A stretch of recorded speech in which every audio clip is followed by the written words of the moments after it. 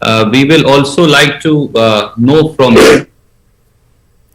Rahul Gandhi media से खिताब कर रहे थे और कोरोना की तीसरी लहर आ रही है और इस हवाले से मरकजी सरकार को किस तरह से निपटना चाहिए इस पर बात कर रहे थे। आगे बढ़ते हैं। पंजाब कांग्रेस में रसाकशी जारी है। आज पंजाब के सीएम कैप्टन अमरिंदर सिंह के साथ पंजाब की 3 रुकनी कमेटी की मीटिंग होगी। ये meeting leader of the opposition के दफ्तर में होगी, जिसमें हरीश रावत, जेपी अग्रवाल, मल्लिकार्जुन खड़गे शामिल होंगे। वाजब की पंजाब यूनिट में ग्रुप बंदी को हल करने के लिए तश्कील कांग्रेस पैनल ने 10 जून को पार्टी की अबूरी सदर सोनिया गांधी को अपनी रिपोर्ट सौंपी थी।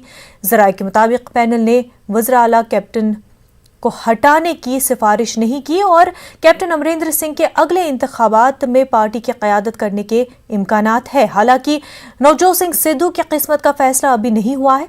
जराये के मुताबिक पैनल पंजाब काबीना में उनकी वापसी चाहता है।